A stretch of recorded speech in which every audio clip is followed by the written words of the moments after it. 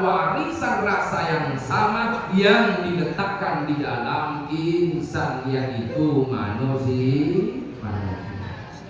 Nah, maka oleh karena itu kita yang berpuasa di bulan suci Ramadan, gunakanlah rasa yang ada di dalam diri kita agar senantiasa puasa yang kita lakukan, puasa yang kita laksanakan membuat ketakwaan kita kepada Allah Subhanahu wa Ta'ala. Kita berpuasa bukan hanya menahan lapar, kita berpuasa bukan hanya menahan haus, tapi nafsu, mengendalikan diri kita sendiri yang ada di dalam diri kita sendiri. Jadi kalau kita mau melakukan perbuatan-perbuatan buruk, jangan sampai kita lakukan. Kita punya mulut, jagalah mulut untuk membicarakan keburukan orang lain. Karena banyak orang yang berpuasa tapi masih sering membaca kejelekan orang lain.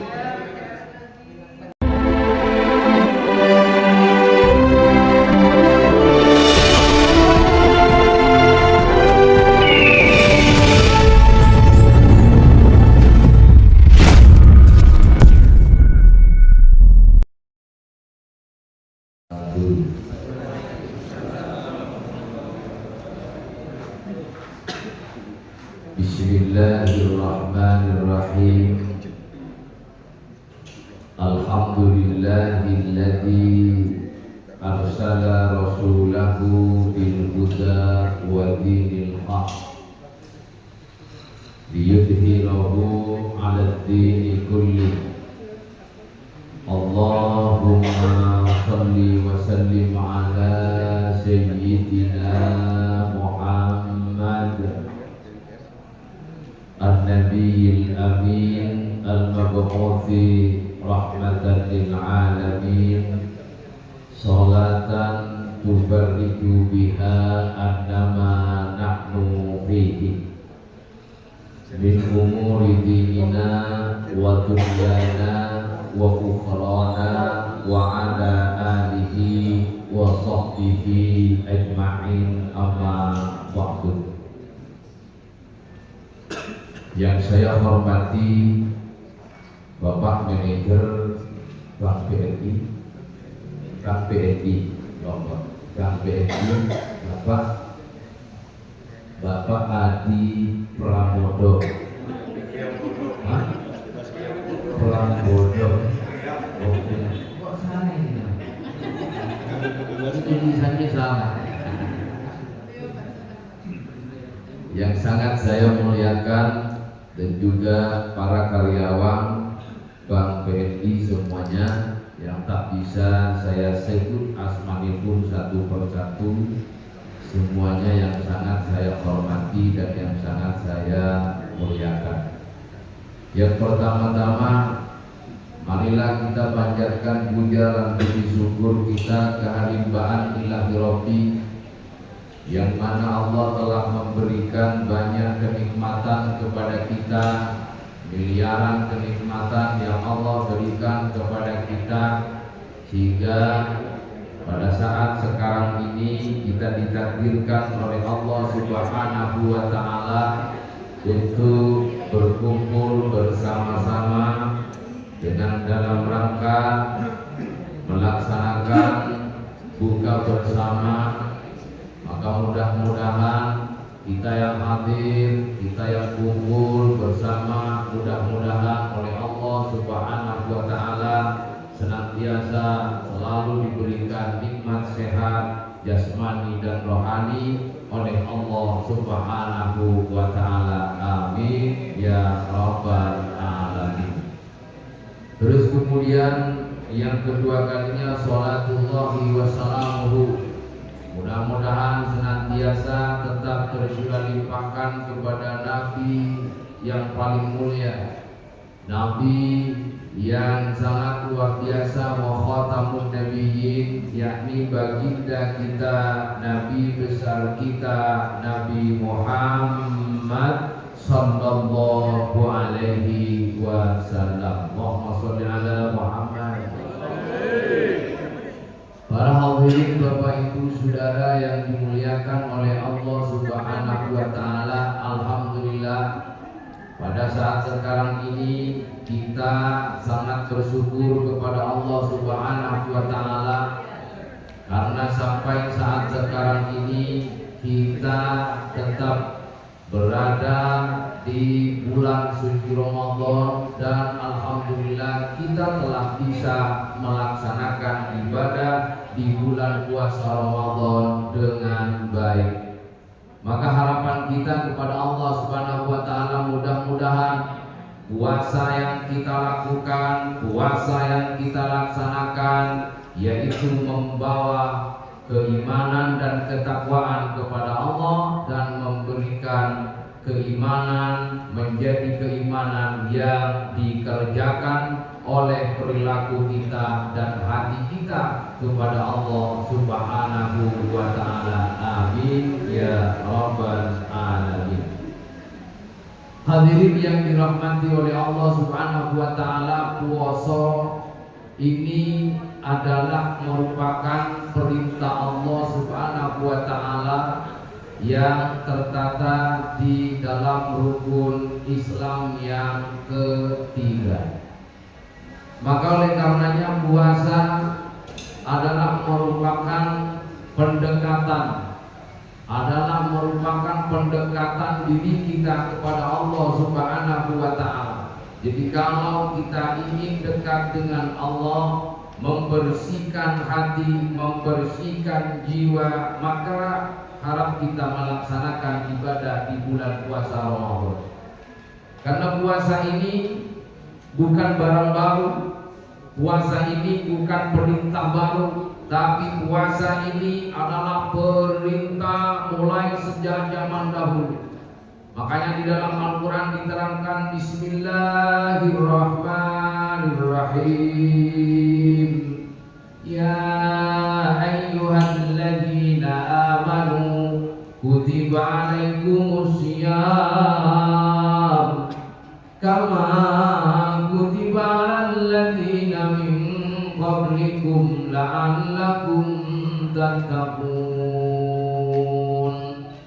Kata Allah di dalam Al-Quran, wahai orang-orang yang beriman, kutiba alaikumusiyam, telah kuwajibkan yaitu puasa, kama kutiba alalladzina min qablikum, sebagaimana kuwajibkan kepada engkau puasa seperti orang-orang dahulu, agar apa? La'allakum tattaqun, agar kita semua senantiasa bertakwa kepada Allah Subhanahu wa Ta'ala. Dan jadi tujuannya takwa.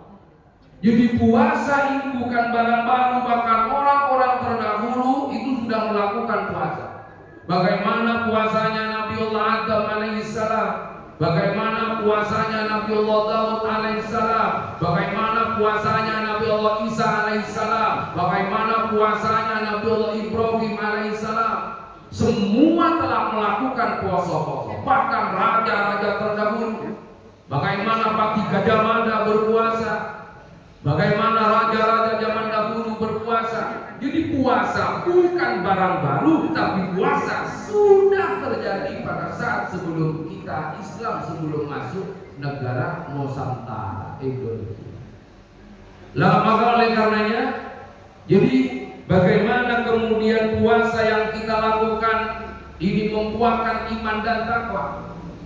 Jadi orang yang melaksanakan puasa bukan hanya menahan haus dan dahaga, menahan haus lapar, menahan lapar, menahan dahaga, akan tetapi bagaimana puasa yang kita lakukan, puasa yang kita laksanakan mampu menahan hawa nafsu kita. Karena peperangan yang luar biasa itu adalah nafsu kita, melawan nafsu. Jadi manusia yang hebat bukan dia yang kaya, manusia yang hebat bukan manusia yang pandai, manusia yang hebat bukan yang banyak uangnya, manusia yang hebat bukan banyak duitnya, banyak hartanya, tapi manusia yang hebat dialah manusia yang mampu mengendalikan dirinya sendiri. Karena musuh yang paling besar, saudara, yang ada di dalam diri kita, musuh yang sangat luar biasa, bukan di luar, tapi musuh yang terhebat adalah diri kita sendiri. Banyak orang yang tidak bisa mengendalikan dirinya. Kalau duit Masya Allah banyak, kalau cerdas banyak, kalau uangnya banyak, kalau uang hartanya kaya banyak, tapi mengendalikan diri sangat sulit. Sehingga banyak orang yang kaya, banyak orang yang banyak duitnya, tapi pelit. Banyak orang yang banyak hartanya, tapi cerik, katanya orang Situbondo. Kenapa begitu? Karena kekayaannya tidak membawa kedekatan kita kepada Allah Subhanahu wa taala, dia tidak bisa mengendalikan dirinya sendiri.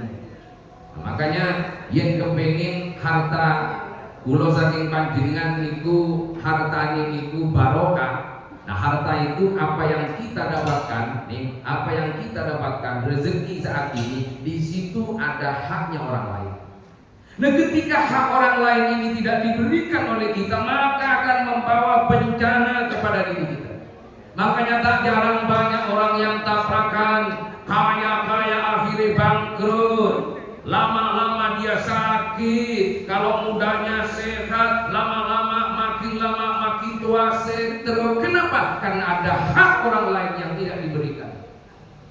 Bayangkan berapa tahun kita diberikan kesehatan oleh Allah, berapa duit yang kita dapatkan, berapa kekayaan harta yang kita dapatkan, tetapi tidak diberikan kepada orang lain, maka jadinya dia akan menutup diri kita sendiri. Karena semua musibah yang terjadi kepada diri kita sendiri itu bukan dari siapa-siapa, tetapi itu adalah ulah perbuatan diri kita sendiri. Apa kata Allah dalam Al-Quran?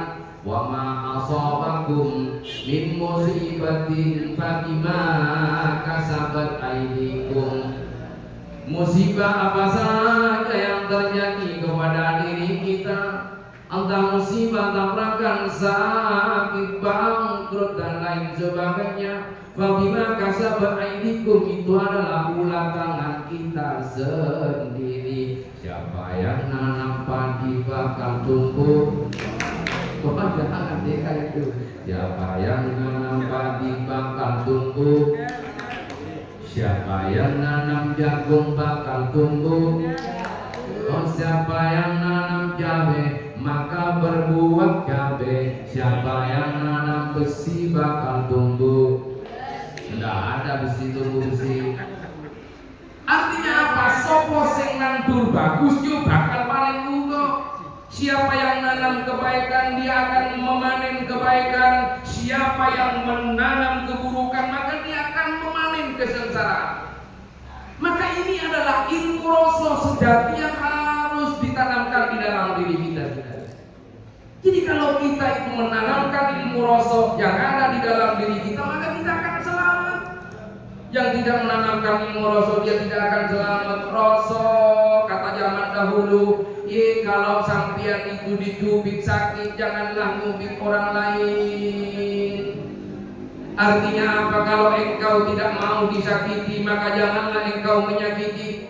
Jika engkau tidak ingin dibuat malu, maka janganlah engkau berbuat malu. Ini adalah ilmu rasa yang harus ditanamkan di dalam diri kita. Makanya puasa niku puncake rasa.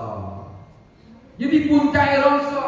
Bagaimana setelah kita berpuasa memiliki rasa kepekaan rasa yang kuat, kepekaan rasa cinta kepada sesama, kepekaan rasa cinta kepada saudara-saudara kita, kepekaan rasa kepada tetangga-tetangga kita. Bukan kita berpuasa semakin pelit, selesai berpuasa semakin sombong, selesai berpuasa semakin angkuh, selesai berpuasa sok paling benar, sok paling baik, sok paling hebat. Mana hasil dari puasa itu? Ini masih belum disebut fitrah. Makanya hari fitrah itu adalah hari bersih. Itu adalah nilai kebersihan rasa selesai kita berpuasa. Makanya kalau kita memegang rasa pasti akan selamat. Bagaimana rasa? Kalau kita punya harta dicuri oleh orang lain, mau tidak? Mau? Dijawab dong. Gak ada yang jawab tuh gimana? Kalau sampean punya harta, punya barang-barang di rumah terus kemudian dicuri oleh orang lain, mau kagak? Nggak mau. Apakah orang lain juga mau? Kalau tidak mau, berarti kita jangan sampai mengambil haknya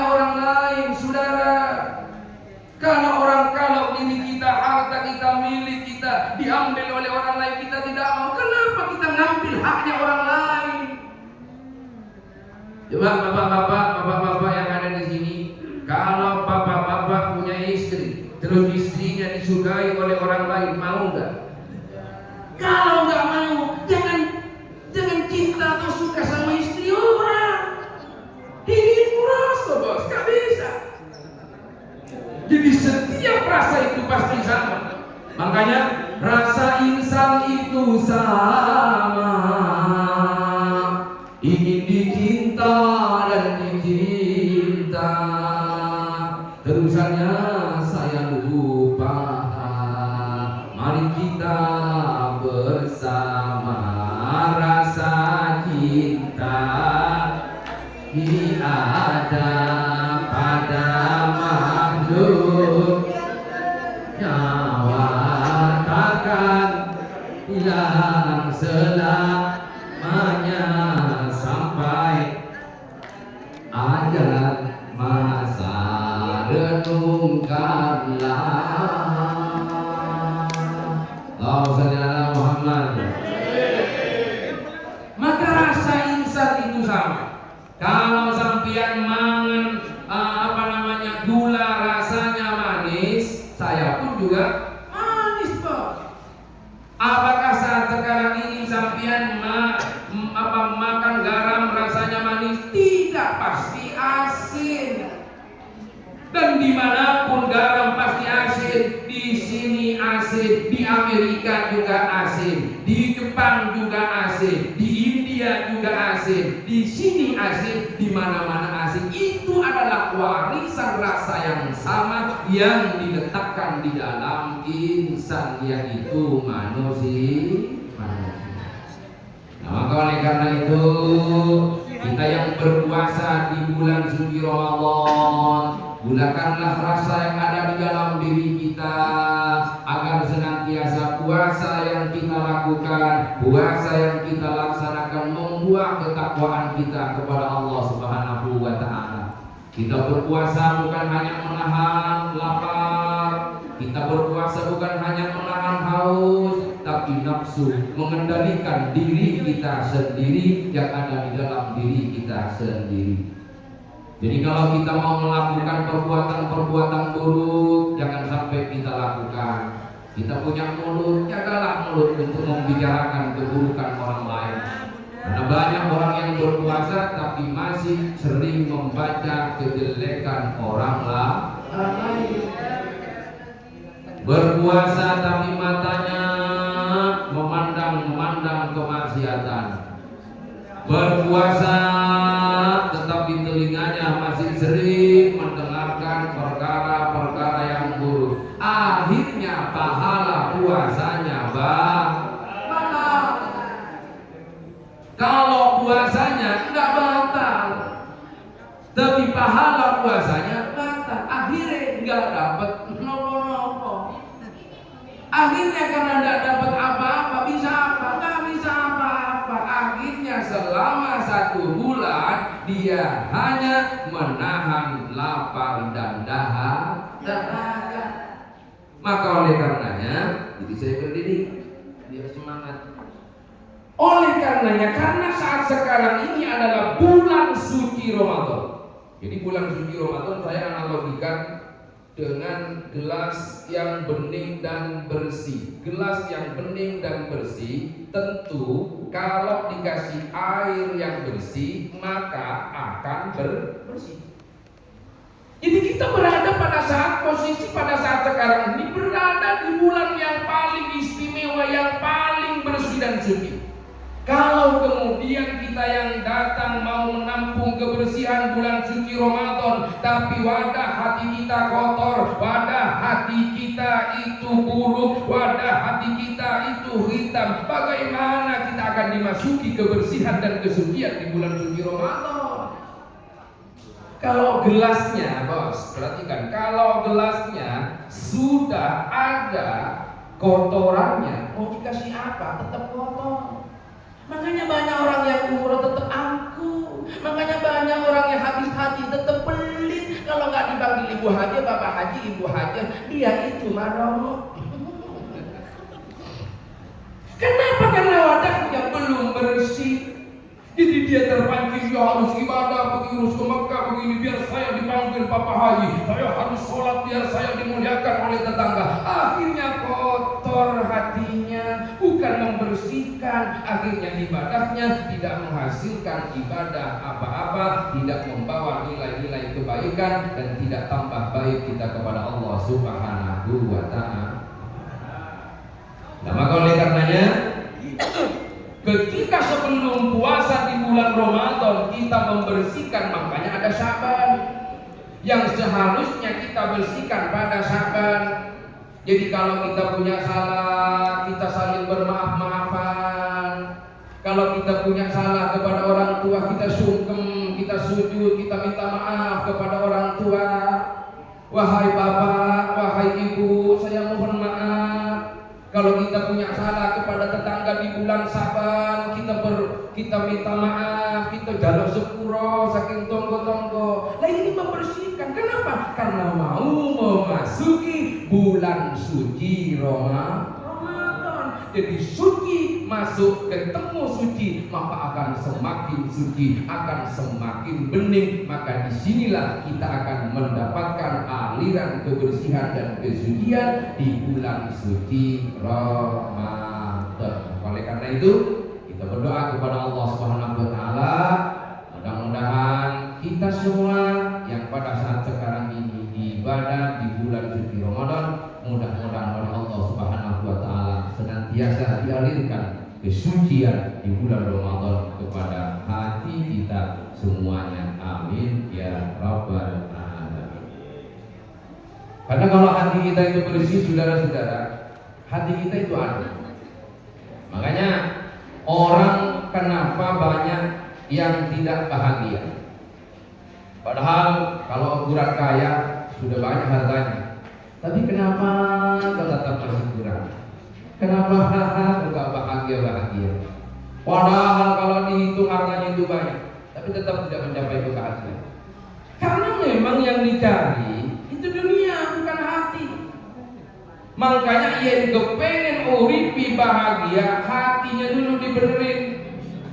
Kalau hatinya sudah baik, kalau hatinya sudah bagus, maka apapun yang kita lakukan dan kita kerjakan pasti bagus. Makanya orang yang mudah sakit hati itu ya, orang yang mudah tersinggungan, berarti hatinya sakit. Jadi orang yang mudah sakit hati berarti hatinya sakit. Kalau tangan saya ini tidak luka, maka tangan saya walaupun kena air garam enggak mungkin perih, betul. Kalau tangan saya luka, kalau pas kena yang namanya garam, maka tangan saya pasti perih. Kenapa? Karena luka. Jadi orang yang mudah sakit hati berarti hatinya sedang sakit. Jadi kalau kita ingin tahu hati kita sakit apa tidak, ya di sini. Tetapi kalau hati kita itu benar, hati kita itu baik, walaupun ada orang yang ingin menyakitin hati kita, kita tidak mungkin merasa sakit. Kenapa? Karena hati kita sudah benar. Makanya katanya pepatah itu, kalau kita itu melihat buah yang busuk, biarkan saja buah yang busuk itu, jangan kita ambil. Karena buah yang busuk lama-lama akan jatuh sendiri. Jadi kalau kita bertemu dengan orang yang hatinya busuk, membenci, mendendam kepada kita, biarkan saja, karena dia suatu saat pasti akan jatuh sendiri karena perbuatan. Maka oleh karenanya kita harus belajar membersihkan hati. Kita harus belajar membersihkan jiwa, agar supaya apa yang kita lakukan, apa yang kita laksanakan membuahkan kebersihan, membuahkan nilai-nilai kebaikan. Karena terutama ini Bapak Ibu kita. Jadi kalau hati kita itu sudah benar, apa yang kita lakukan pasti benar. Maka hati ini hati-hati. Hati ini adalah bersih. Makanya sampai ada di lagu, jagalah hati, jangan kau kotori. Jagalah hati, lentera hidup ini, jagalah hati, jangan kau kotori. Lah hati, cahaya hidup ini, jaga hati harus bersih, jaga hati biar suci, jaga hati biar bersih, agar Allah mencintai, jaga hati biar suci, jaga hati jangan kotori, biar Allah mencintai bersama. Jagalah hati, jangan kau kotori, jagalah hati, jagalah hati, jangan kau kotori, jagalah hati. Kada siamunia sakale.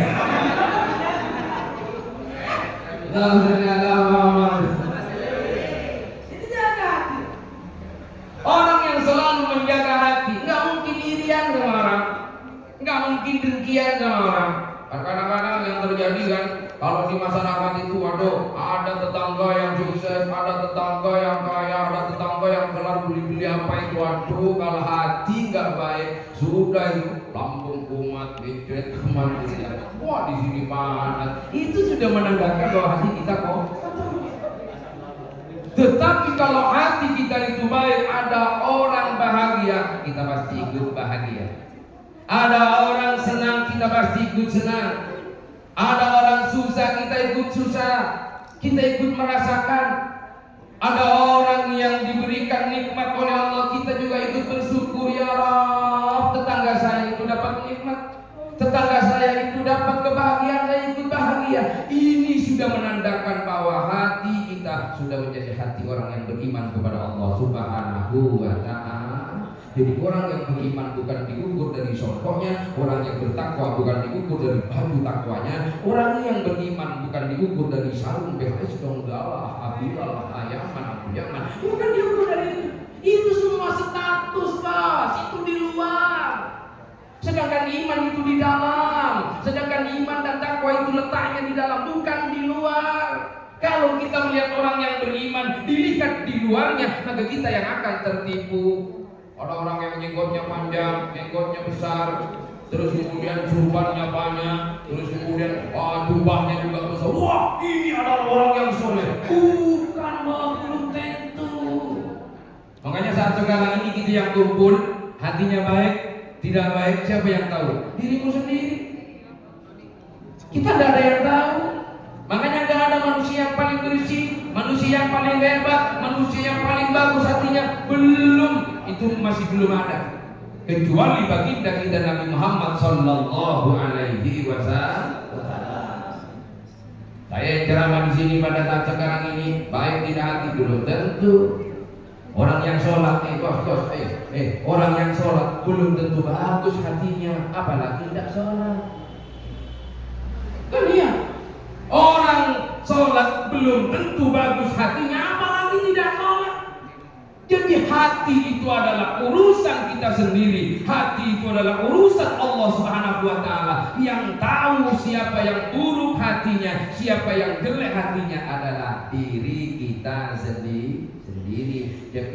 Jadi kalau kita itu tidak tahu atas kebaikan dan keburukan yang kita lakukan, berarti kita masih, hati kita berarti masih tertutupi daripada hidayah oleh Allah Subhanahu wa ta'ala. Tetapi kalau kita mudah tahu apa yang kita lakukan, apa yang kita kerjakan, oh iya ya tadi saya cengeng sama orang, oh iya ya tadi saya benci sama orang waktu saya lewat, oh iya ya tadi saya berkata buruk sama orang. Kan pastinya tahu. Siapa yang nggak tahu sama perilaku kita? Makanya kita bolehlah, bapak-bapak, ibu-ibu, saudara berbohong kepada orang, boleh. Ya, kita boleh berbohong, kita boleh berbuat dosa, kita boleh berbuat melakukan apa terserah Anda. Tapi yang jelas Anda akan dihukum oleh perbuatan Anda sendiri. Yang jelas Anda tidak akan pernah bisa membohongi dirimu sendiri. Kalau bohong kepada orang lain, monggo. Kalau bohong kepada tetangga kita, monggo. Kita melakukan kemaksiatan, monggo. Kita mau melakukan apa, monggo. Tetapi sendiri. Bahwa diri kita menjadi saksi bahwa kita pernah membenci kepada orang lain. Bahwa diri kita akan bersaksi bahwa kita pernah iri sama tetangga. Bahwa diri kita akan menjadi saksi bahwa kita telah menipu orang lain. Dan siapa yang pada saat pada nantinya diri kita itu akan menyiksa, maka yang akan menyiksa juga pun diri kita sendiri. Bukan malaikat, Pak. Yang kita pahami mulai sejak dulu, bahwa malaikat akan menyiksa, malaikat nanti akan datang, matanya sebesar gedang, lalu kemudian, marah buka. Bukan begitu, Pak. Allahumma shalli ala Muhammad. Coba, saat sekarang sampean itu ngomong sama orang, terus omongannya nggak sedap, omongannya nggak baik, kira-kira orang itu marah tidak? Coba dulu. Perhatikan dulu. Ini yang ceramah ini terlalu semangat dan tapi tidak didengarkan oleh saudara-saudara. Coba. Ketika sampean ngomong sama orang lain dan omongannya tidak sedap membuat marah orang lain, kira-kira orang lain yang mendengarkan marah atau tidak? Marah atau tidak? Ketika Anda semua berbohong kepada orang lain, sering berbohong kepada orang lain, bisa jadi mulut Anda lama-lama akan dipukul oleh orang lain. Betul? Berarti yang telah membuat siksa, yang telah membuat hukuman, itu lahir dari orang atau dari diri kita? Coba. Dari diri kita, Bos. Kalau kita baik kepada orang, bagus kepada orang, cara ngomong bagus. Bukan karena bos tunjuk itu. Ya gak seneng, Bos. Tapi kalau bos baik, sopan sama orang, menghargai kepada sesama, walaupun anak buah, tapi dihargai dan dihormati. Siap-siap anak buahnya akan taruh hormat kepada bosnya. Betul? Kan banyak sekarang orang ingin dihargai, saya hormati, saya hargai, tapi dirinya sendiri nggak mau menghargai. Dapat dari mana, bro? Coba. Orang-orang saya harus dihormati, saya harus dihargai, saya harus dimuliakan, tapi dirinya sendiri sering merendahkan orang lain. Dan mana dia akan mendapatkan penghormatan? Paling pada saat masuk kantor, paling pada saat ada di sini, tapi selesai pulang gak ada. Kenapa? Karena memang dia kurang sopan sama orang lain. Lah maka dari itu jagalah kerjaan kita, perilaku kita untuk saling menghargai dan menghormati kepada sesama manusia. Jangan pilih-pilih, Pak, menghargai manusia itu. Kita menghargai manusia bukan karena statusnya, Bos. Kita menghargai manusia bukan karena kayanya. Kita menghargai manusia bukan karena dia kiai. Kita menghargai manusia bukan karena surbannya, Bos. Tapi kita menghargai manusia karena dia manusia. Ada insan di dalamnya. Makanya kata Nabi, al-insanu sirri wa ana sirruhu. Bahwa manusia ini adalah rahasia, dan rahasiaku Allah ada di dalam diri manusia. Siapa yang menghargai manusia, siapa yang menghormati manusia, siapa yang memuliakan manusia, berarti dia telah memuliakan Allah. Sekarang tidak, yang miskin. Yang kaya yang dihormati, yang miskin.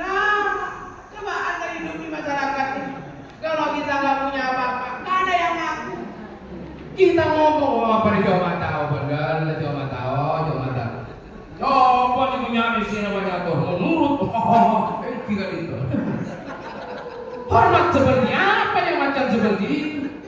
Berarti yang harus dihormati hanya pejabat, berarti yang harus dihormati hanya bupati, berarti yang harus dihormati hanya kiai. Bukan, seluruh manusia, semua yang diciptakan oleh Allah. Itu miskin, itu nggak kaya, itu nggak pandai, itu bodoh. Yang penting status dia manusia, kita wajib menghargai dan wajib memuliakannya. Disinilah baru kita disebut manusia.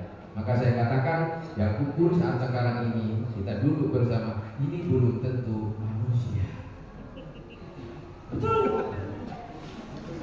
Betul. Ya, makanya yang kumpul saat sekarang ini, yang duduk pada saat sekarang ini bersama, belum tentu manusia. Bahkan saya belum tentu wujudnya manusia, tapi kadang-kadang perilakunya perilaku hewan. Wujudnya manusia, tapi perilakunya perilaku anjing.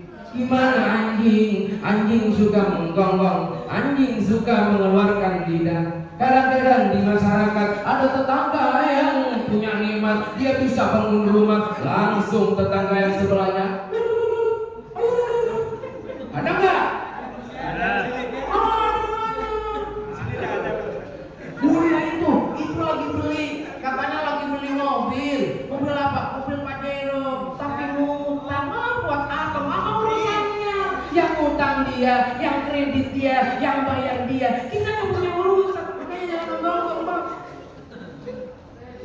Wujudnya manusia, tapi bekerja. Oh sudah. Siap. Wujudnya manusia, ada yang perilakunya seperti macan. Bagaimana macan? Dia kasar, ya.